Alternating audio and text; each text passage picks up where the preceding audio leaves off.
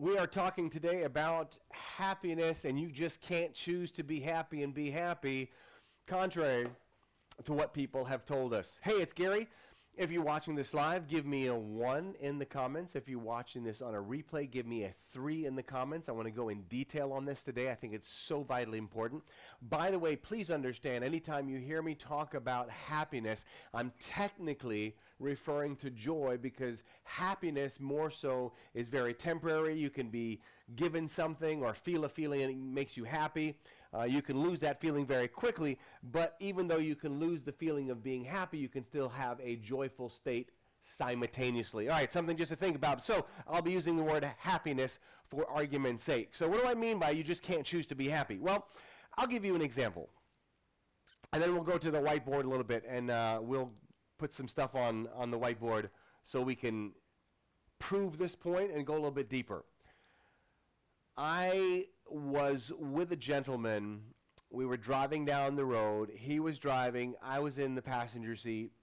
And we're coming up to a red light, and somebody, I don't want to say cut in front of us, I want to say pulled in front of us. It wasn't like, a really bad cut in front of us. So it was maybe a little bit more proactive pull in front of us. This was years ago.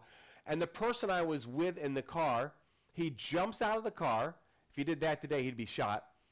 He jumps out of the car, starts pounding on the person's car, and then starts yelling at him and cussing him out, and then he turns around and walks back in the car. I didn't bother to say anything. Now, if I ask that person, and if you ask that person, why did you do that? What do you think his answer is probably going to be? His answer is going to be, well, they cut in front of us. That is not why he responded the way he responded. He responded the way he responded because something happened, and that happened to be the situation. Something happened in that situation or circumstance that triggered a feeling where he had to feel either significant, maybe he felt bullied, he needed to protect himself. Something happened. So often when you lose your happiness or your joy, whether it be through fear, anxiety, stress, anger, silence, retreating to your cave or whatever it is, understand the reason you're doing it is not the reason you think you're doing it. Husband and wife relationships, a perfect example. He says something, she responds negatively, or vice versa. You ask her, why did you respond that way? She says, because he did it. That's not the real reason she responded that way. The real reason she responded, that triggered something in her that created fear, anxiety, stress, whatever it is. Everybody's different. When you understand that to a very deep level, it will change your life. And this is why you just can't say, choose to be happy. Because if something happens to me, like this person pulls in front of me, and then I get upset and I say, okay, choose to be happy, and I smile. Well, if I haven't solved the core problem, that's going to happen again and again and again and again. I remember talking to one girl. I said to her, when somebody pulls out in front of you, how do you respond? Oh, I shoot him the bird, I cuss at him, and blah, blah, blah. And I go, why do you do that? Well, because they pull in front of me. No. What's the real reason you do that? What's the real reason? And then she started explaining, as we spent a little time psychologically, how she felt when someone, it could be any person, not that specific person, but she decided to share why or how that made her feel. That's where the core is. And remember, you're not going to be successful at this if you're not willing to open or be open with your emotions. You can't change what you don't acknowledge. Let's jump over to the whiteboard over here. All right? Let's talk about this.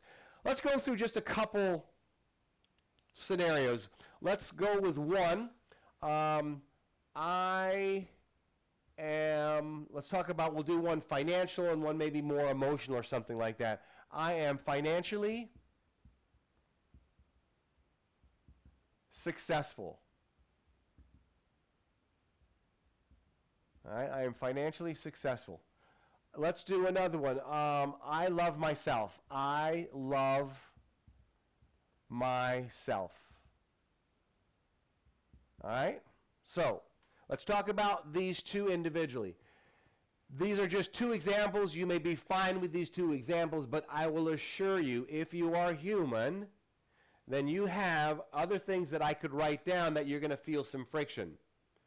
So if I asked you, how do you feel about this? Some people, if somebody felt a little uncomfortable, maybe if they're being open and honest with their emotions, they'll feel a little friction by saying, I am financially successful, or I have a great relationship with money.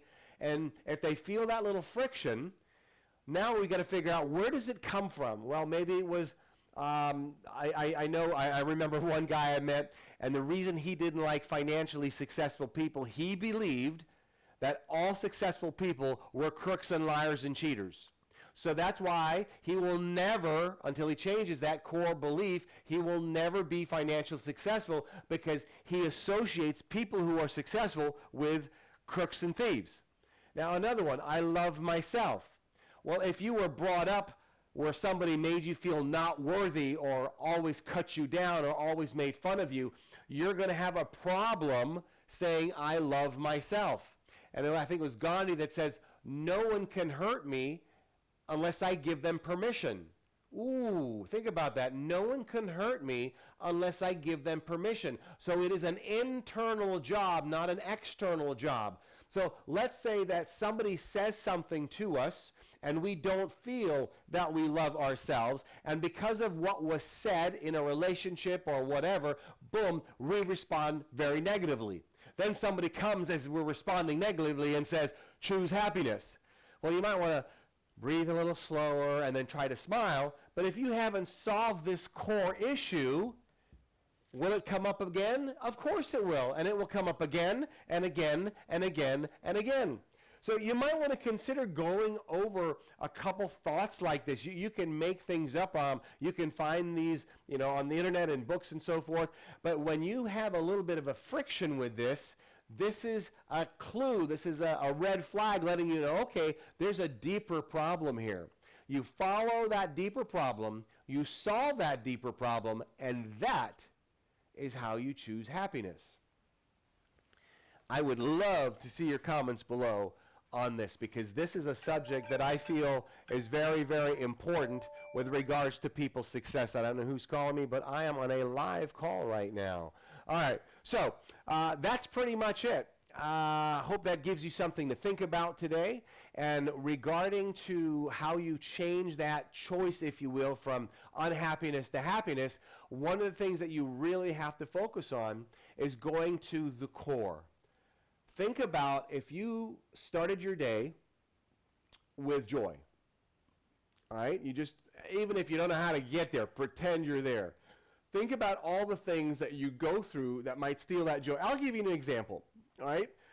You probably know I've got two cockatoos, and they can be loud. They're like, it's like having two cockatoos is like having 5 pair of twins that are 2 years old. And cockatoos scream and yell. I discipline them sometimes, but they're never going to stop screaming and yelling. So sometimes I get stressed out. So where did the stress come from? People will say, or I could make the excuse by saying, it comes from the birds won't shut up. No, what it really comes from is you're lacking patience and you're forgetting that they are birds. Oh, that's the real reason. So if I focus on that, then I have more control of how I respond. These are the ways that you have to think. And when you think this way, you are dynamically the person in control, and then no one can steal your happiness or your joy unless you give them permission to do so. Hope you've enjoyed today's video. I'd love to see your comments below. I try to respond to as many of them as possible. And I'm out of here. Between now and the next time we get to chat, you know what to do. And if you don't, because you may have never seen my work before, you will now. Don't let others rent space in your head. Have an awesome day. We'll see you.